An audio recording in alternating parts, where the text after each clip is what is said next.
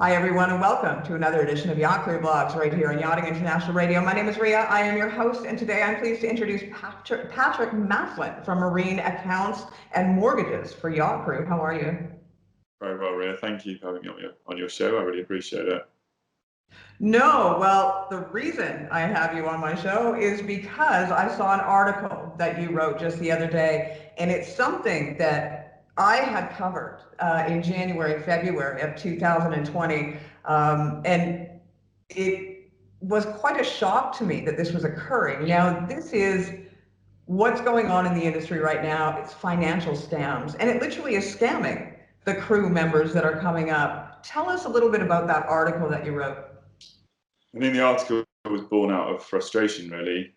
We have a very large client base of yacht crew whose accounts we do annually. And obviously each year when they submit their accounts, we also ask them to provide details on any funds they hold and investments. And when you continually bear witness to funds and investments showing a marked decline rather than increase, one has to start to raise questions as to what is actually going on and what's behind this. You can't attribute it always to market fluctuations. I think often in a lot of cases it's people being potentially missold, and also with a lot of policies not really benefiting the investor per se, but more benefiting the advisor that has sold it through the commission structures that they are so heavily indebted with. I mean, in the article, obviously, of the crew that we have featured, and naturally we featured your two interviews as well, you can really see common themes there, and it is a crying shame, and we weren't prepared to be silenced as others have been. Well, we're definitely going to include the link to this story because I think it's really important for people to read that. Who are the people that are generally targeted, as it were, for these sort of missold things? I think there isn't anyone. I was speaking with a couple of clients yesterday who are more senior in the industry, and they, a particular advisor in Palma has been trying to get them to sign up to his policies for nearly 2 years now. He's constantly messaging them on Facebook and through any other means turning up at the boat. But I think a lot of people would like to say, oh, it's a junior deckhand and the greenies that just arrived in the industry, but there isn't a particular individual. It's anyone that they feel is susceptible to basically fall foul of their crime. They have no morals, they have no integrity, they will go for you, whatever. And it's a shame. What should somebody look out for? What is one of the sort of classic things that you would say is one of the first warning signs that somebody should see?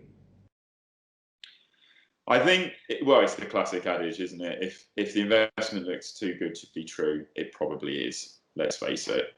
I mean, if you're suddenly seeing figures in kind of double digits, bearing in mind how catastrophic the markets have been this year, then you have to start to question whether that is actually deliverable. And I would say 9 out of 10 times it isn't. I mean, the ones that I love of borne witness to is wine. Wine sales is a beautiful one, and a particular outfit in the south of France love to offer exceptionally high returns on investing in that. And yeah, it's that is the first telltale warning sign. I think also as well, if the advisor that's contacting you is really gracious in the sense of his approach, constantly nagging you and trying to get you to sit down and discuss signing up for a policy, there must be something wrong there. We as a company, obviously we don't sell financial services, but we very much prefer clients to come to us because of the sensitive nature that accountancy and financial products are. People have to feel comfortable in the environment they are when they're spending money, and I find with a lot of the advisors that they do the complete reverse of that, and in itself that's a massive warning sign.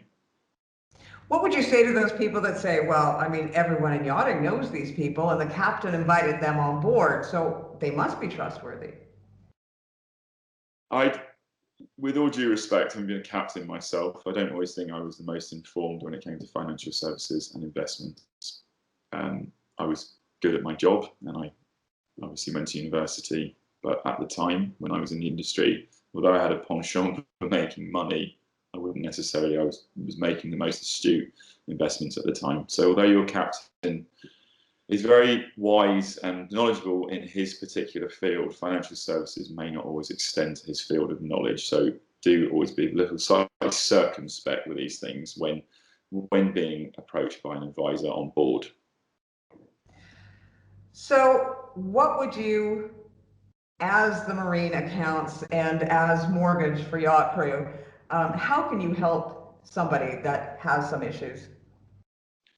What we're looking to do as a company, as our article said, is we want to be your voice.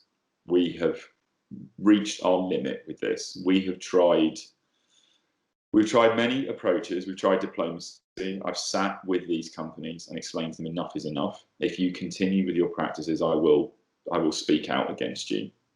The first indication of that was in 2017 when I wrote my first article on financial advice, and I went and took time and spoke with the other companies who I felt were starting to become slightly unscrupulous with their policies and procedures and the way that they were selling things. In April 2019, I had a meeting with a company who I won't mention in Mallorca, and they were very interested in the changes that were up and coming in March 2020 in South Africa with respect to expat tax laws, and they were pushing a policy of financial immigration which was completely unnecessary for yacht crew. Now, I told them at the time they didn't need to do this, and they still continued to push it because there was enormous financial gain to them. So we wrote our first major article against them, financial immigration, and who does it actually benefit? So that was our first foray. Now, with respect to your initial question of how can we help these crew, is that you have to. We are prepared to commit staff to assisting you to try and get a fair and honest outcome from this. But I think the reason that things are falling down at the moment is that people are not following the procedures that are in place with actually raising a complaint. I do know of one crew member who I was dealing with yesterday who is dealing with the Irish Ombudsman. But what needs to be done before you get to the position of dealing with the Ombudsman is you need to raise a dispute with your advisor on 2 separate occasions.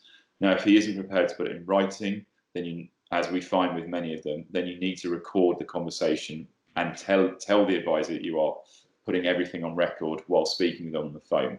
Once you've done this on 2 separate occasions and there's not been a positive outcome, then you can go to the Ombudsman with this information.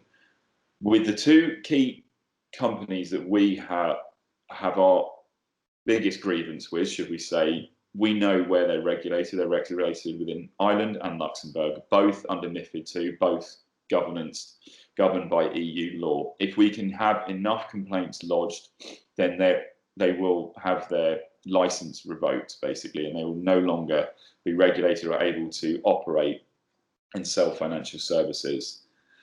This is obviously a long shot, and we recognise that, but we feel that if we can get everyone together as a cohesive group and continue the momentum that you have built, Ria, with Mr. Moland since February, with Tom Worthington, that we can actually affect a positive outcome from this. If this doesn't work, which obviously there is a chance, I've had dealings with the FCA with respect to companies in the UK who have been not conducting themselves professionally or ethically and have had very little outcome. And let's not forget what happened with dear old Bernie Madoff with the FSA, and that was overlooked for nearly 25 years. Then I do think our last recourse is class action. What we need to do is get enough crew together, of which I know there are plenty out there, but I think a lot of crew are very, very frightened at the moment of taking this to that level. Then I think we can once again affect a positive change. And if we put enough, if we can put enough pressure on these companies, then they will eventually break and they will have to return what money they have for fear of never being able to trade again. And if we can't get the money back, then at least we can prevent other people falling foul of this heinous crime.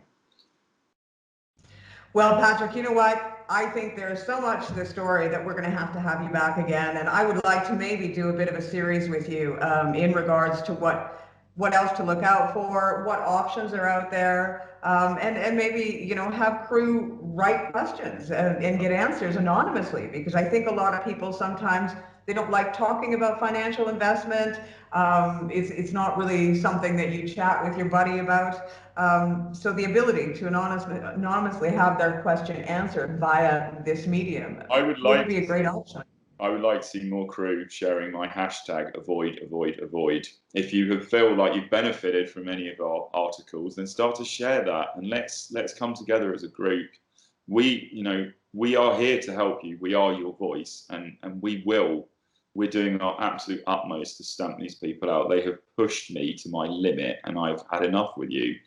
So for those who know who I'm talking about right now, I am coming after you, and you need to be very afraid, because I'm not going to stop until you are out of business.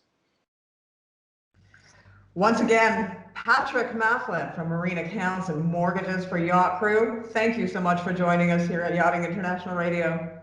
It's been a pleasure, Ria. Thank you for your time. I sincerely appreciate it. You've been watching another edition of Yacht Crew Vlogs right here on Yachting International Radio. My name is Ria. I have been your host. Tune in again for another episode.